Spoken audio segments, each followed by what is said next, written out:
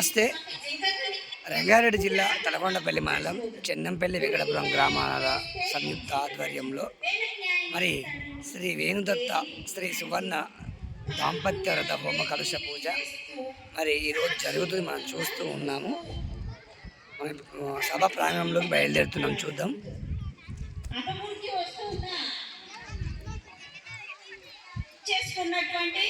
అశేషంగా పాల్గొన్న భక్తజనులు మనం చూస్తూ ఉన్నాము. చాలా పెద్ద సంఖ్యలో మరి భక్తులు రావడం చూస్తూ ఉన్నాము.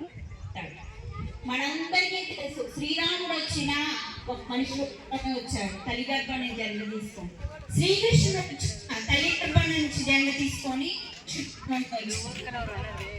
రాఘవేంద్ర స్వామి వచ్చిన మనిషి రూపంలోనే వచ్చాడు. స్వామి వచ్చిన మనిషి రూపంలోనే వచ్చిన మనిషి రూపంలోనే వచ్చారు. వాళ్ళందరూ ఉన్నప్పుడేమో వాళ్ళని పిచ్చి వాళ్ళలాగా మరి శ్రీకృష్ణుని ఎన్ని మాట్లాడినారండి అప్పుడు. ఇప్పుడేమాత్మ అని దేశ విదేశాలు కొనయాడుతున్నాయి. రాముణ్ణి రాష్ట్రాలు ఎవరిని పెట్టారు మొత్తం. ఇప్పుడేమో అయోధ్యలో గుడిగైతే మన ఊళ్ళో కూడా వేడుకలు కీర్తనలు అని కోలాహలం చేస్తుంది. అది ప్రతి మనిషికి ఉన్న తిక్క, భ్రమ, భ్రాంతి, అభూత కల్పన. వాస్తవం పనికిరాదు, రాదు.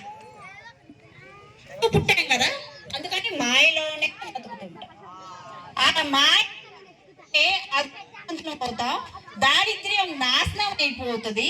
మన బిడ్డలకి మంచి ఉద్యోగాలు వస్తాయి, పంటలు బాగుంటాయి, మన ఆరోగ్యాలు బాగుంటాయి. ఇవన్నీ జరుగుతాయి. లక్ష్మీదేవి మన ఇంట్లో తాండవం అష్టైశ్వర్య భోగభాగ్యాలను ఇస్తుంది. ఇవన్నీ జరగనీయటం మాయకి ఇష్టం. అందుకని మనల్ని మాయా రూపంలోనే బతుకమని చేస్తాయి. ఆ మాయని ఛేదించి మనకు లక్ష్మీదేవిని ప్రసాదించగలిగేటువంటి మహానుభావులు, మహా తపశక్తి సంపన్నులు, కలియుగంలో ఉద్భవించినటువంటి అవధూతలు. ఆ అవధూతే భగవాన్ శ్రీ శ్రీ శ్రీ శ్రీ రామదూత స్వామి వారు. అంటే మీకు ఒక ఎగ్జాంపుల్ అమ్మా, అంటే మన వెంకటేశ్వర లక్ష్మీ నరసింహ స్వామిని వదిలేయాల, ఎవరిని వదలదు. వాళ్ళ బిగిస్తే ఈ భగవాన్ శ్రీ రామదూత స్వామి వారి ఎదురవటం. ఎందుకంటే నేను ఒకటి చెప్తా. ఇప్పుడు మనం తిరుపతి వెళ్తున్నాం, వెంకటేశ్వర స్వామి దగ్గరికి వెళ్తాం. అయ్యా నాకు ఈ కష్టం ఉంది అని వెంకటేశ్వర స్వామిని మొక్కుంటాం. మొక్కుంటే పాపం ఆయన భగవంతుడు మాటలు మన ఘోష వింటాడు, మనకి ట్రీట్మెంట్ ఇవ్వాలంటుంటాడు. భగవంతుడు ఆ సమస్యకి పరిష్కారం చెప్పాలని ఆయన అనుకుంటాడు.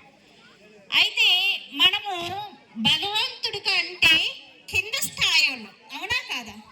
భగవంతుడి కంటే మనం కింద స్థాయి వాళ్ళం. అందుకని మనం చెప్పేది భగవంతుడు వినగలుగుతాడు, కానీ భగవంతుడు చెప్పేది మనం వినగలుగుతామా అండి?